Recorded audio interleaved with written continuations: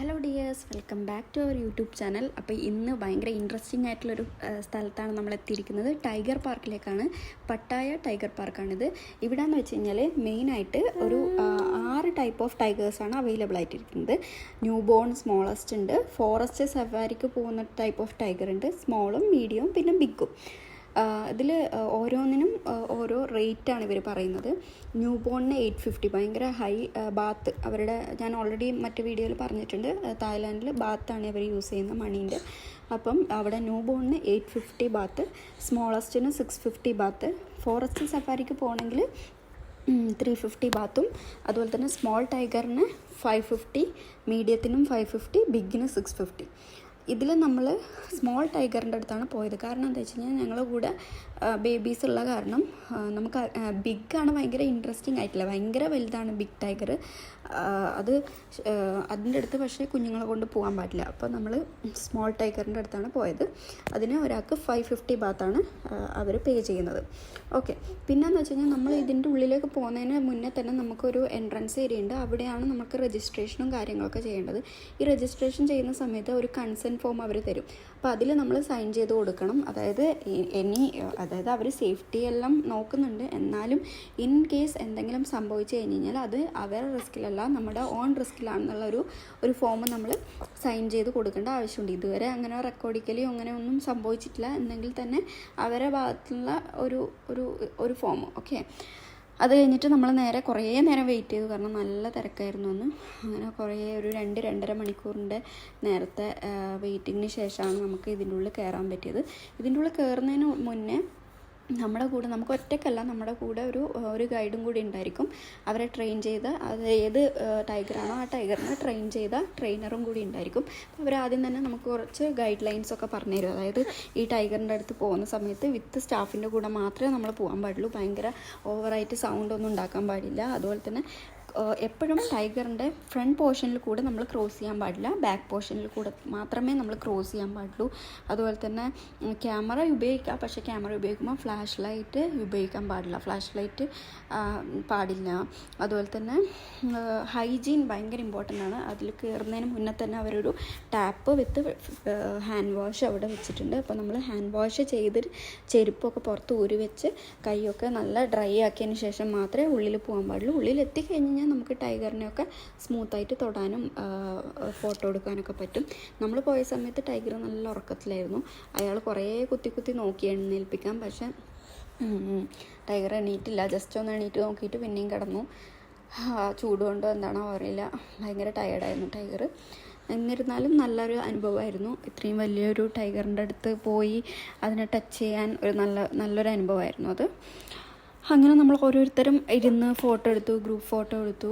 ആ ഫോട്ടോസൊക്കെ ഞാനിവിടെ ഇൻക്ലൂഡ് ചെയ്യാം. ഇതൊക്കെ നമ്മൾ പുറത്തുനിന്ന് എടുത്തതായിരുന്നു കേട്ടോ. പുറത്ത് കയറുന്ന സ്ഥലത്ത് ഇത് നല്ല കുറേ കാട് പോലെയാണ് ഇതിൻ്റെ ഉള്ളിൽ. അപ്പം ഭയങ്കര ഒരു ടൈഗറിനായാലും അതൊരു ഫോറസ്റ്റ് പോലെ ഫീൽ ചെയ്യാനാണെന്ന് തോന്നുന്നു അവർ അങ്ങനെ ഉണ്ടാക്കിയിരിക്കുന്നത്. അതുകൊണ്ട് നല്ല രസമാണ് കേട്ടോ അതൊക്കെ കാണാൻ. അപ്പോൾ ഉള്ളിൽ നിന്നായാലും ഇതൊക്കെ നമ്മൾ ടൈഗറിൻ്റെ അടുത്തുനിന്ന് ഉള്ളിൽ കയറി. ഇത് സ്മോൾ ടൈഗറാണ് കേട്ടോ. നമ്മൾ കാണുമ്പോൾ ഇത് വലുതാണ്, പക്ഷേ ബിഗ് ടൈഗർ ഭയങ്കര വലുതാണ്. അതിനൊക്കെ ജസ്റ്റ് നമുക്ക് കാണാം, പക്ഷെ അടുത്ത് പോകണമെങ്കിൽ ഈ പറഞ്ഞ പോലെ അതിൻ്റേതായ എന്താ പറയുക, കുഞ്ഞുങ്ങളുള്ളതുകൊണ്ട് ഞാൻ പറഞ്ഞില്ല, നമുക്ക് ആ ഒരു ഏരിയയിൽ കിടക്കാൻ പറ്റാത്ത കാരണമാണ് നമ്മൾ അങ്ങോട്ട് പോകാൻ. പക്ഷെ കണ്ടു നമ്മൾ ആ ടൈഗേഴ്സിനെ. ഞാനും ഏട്ടനും മോളും ഫോട്ടോ എടുത്തു. നമ്മൾ ഗ്രൂപ്പായിട്ടൊക്കെ ഇങ്ങനെ കുറേ ഫോട്ടോസൊക്കെ എടുത്തു. ഓക്കെ, അടുത്തതായി നമ്മൾ എത്തിയത് സാങ്ച്വറി ഓഫ് ട്രൂത്തിലാണ്. ഏകദേശം വൈകുന്നേരമായി നമ്മൾ ഇവിടത്തേക്ക് ഇറങ്ങിയപ്പോൾ. കാരണം ടൈഗർ പാർക്കിൽ ഭയങ്കര തിരക്കായ കാരണം തന്നെ നമ്മൾ വൈകുന്നേരമായി റൂമിലെത്തിയപ്പം ഭക്ഷണം കഴിച്ച് പിന്നെ ഇറങ്ങിയപ്പോൾ തന്നെ 6:30 സംതിങ് ആയി. ഈ സാങ്ച്വറി ഓഫ് ട്രൂത്ത് 8 മണി വരെയാണുള്ളത്. അപ്പം അതുകൊണ്ട് തന്നെ നമ്മൾ റഷായിട്ടാണ് ഇവിടേക്ക് പോയത്. കാണാൻ പറ്റുമോ ഇല്ലയോ എന്ന് അറിയുന്നുണ്ടായിരുന്നില്ല. ഭാഗ്യവശാൽ നമുക്ക് കാണാൻ പറ്റി. കുറേ നേരം സ്പെൻഡ് ചെയ്യാൻ പറ്റിയില്ല. ഇതെന്ന് പറഞ്ഞു കഴിഞ്ഞാൽ എന്താ പറയണ്ടേ, അത്ഭുതങ്ങളിൽ അത്ഭുതം തന്നെ പറയാം.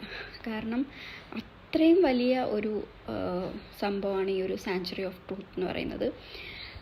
അവിടെ എന്ന് വെച്ച് കഴിഞ്ഞാൽ ഇതിൻ്റെ പ്രത്യേകത എന്താണെന്ന് വെച്ച് കഴിഞ്ഞാൽ ഇത് മൊത്തം ഉണ്ടാക്കിയിരിക്കുന്നത് ഓൺലി വുഡും അതുപോലെ തന്നെ ഒരു ആണികളും വുഡും മാത്രം ഉപയോഗിച്ച്, മരവും ആണിയും മാത്രം ഉപയോഗിച്ചാണ് ഇത് ഉണ്ടാക്കിയിരിക്കുന്നത്, അതിൻ്റെ കണക്ഷൻസും എല്ലാം. അല്ലാണ്ട് വേറെ ഒരു സംഭവവും വേറെ ഒരു ഐറ്റവും ഇതിൽ അവർ ഉപയോഗിച്ചിട്ടില്ല എന്നുള്ളതാണ് ഇതിൻ്റെ ഏറ്റവും വലിയൊരു അത്ഭുതം എന്ന് പറയുന്നത്. എങ്ങനെ ഇങ്ങനെ മാനുഫാക്ചർ ചെയ്യാൻ പറ്റും എന്നുള്ളത് ഇപ്പോഴും ചിന്തിച്ചിട്ട് പിടികിട്ടുന്നില്ല. കാരണം അതിൻ്റെ ഓരോ മൈന്യൂട്ടായിട്ടുള്ള കാര്യങ്ങളും അത്രയും ഭംഗിയോട് കൂടിയിട്ടാണ് അവർ ചെയ്തിരിക്കുന്നത്.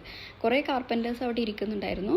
അവരിപ്പോഴും സ്റ്റിൽ ഈ ഒരു സാങ്ച്വറി ഓഫ് ട്രൂത്ത് പണിതുകൊണ്ടിരിക്കുകയാണ്. അവരോട് നമ്മൾ ചോദിച്ചു എന്നിത് കംപ്ലീറ്റ് ആവുമെന്ന്. പക്ഷെ അവർ പറഞ്ഞു അവർക്കും അറിയില്ല എപ്പോഴാണ് ഇത് കംപ്ലീറ്റ് ആവുക എന്നുള്ളത്.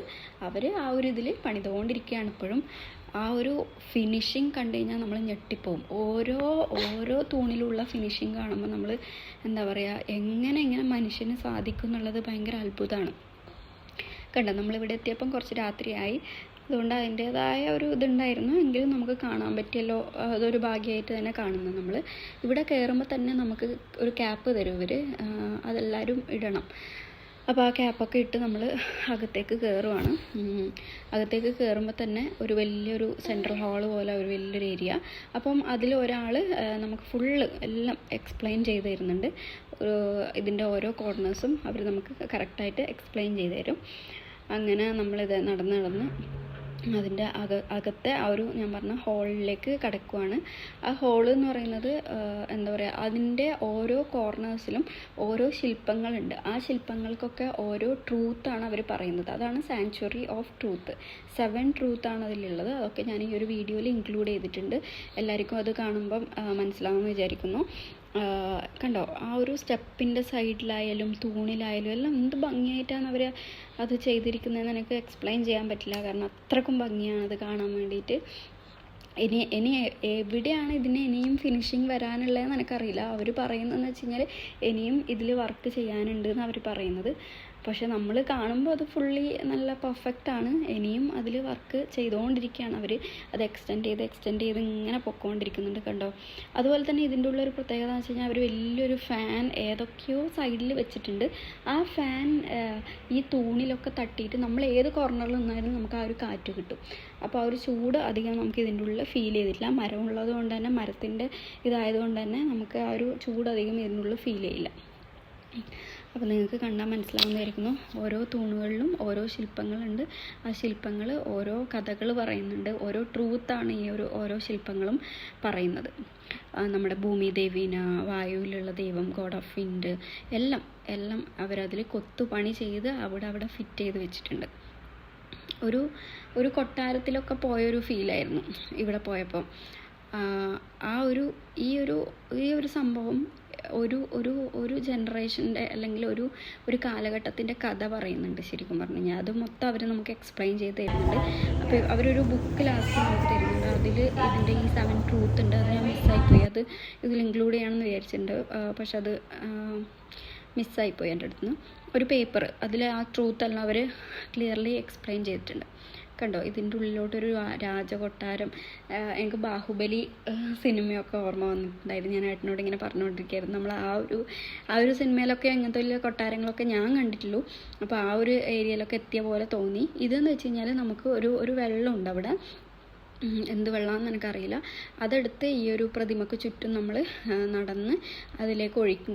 നമ്മൾക്ക് ഏത് ആഗ്രഹമാണോ നടക്കേണ്ടത് അത് ആലോചിച്ച് അതിലേക്ക് ആ ഒരു പ്രതിരൂപത്തിലേക്ക് നമ്മൾ ഒഴിച്ച് പ്രാർത്ഥിച്ച് കഴിഞ്ഞാൽ അത് നടക്കുന്നുള്ളതാണ് അവരൊരു സത്യം. അപ്പോൾ ഞാനും ചേച്ചിയൊക്കെ ചെയ്തു അത്. അങ്ങനെ പ്രാർത്ഥിച്ചു. അവിടുന്ന് വീണ്ടും കുറേ ഫോട്ടോസൊക്കെ എടുത്തിട്ടുണ്ടായിരുന്നു അവിടെ. പക്ഷേ നൈറ്റ് ടൈം ആയതുകൊണ്ടുള്ള ഒരു ക്ലാരിറ്റി കുറവുണ്ടായിരുന്നു.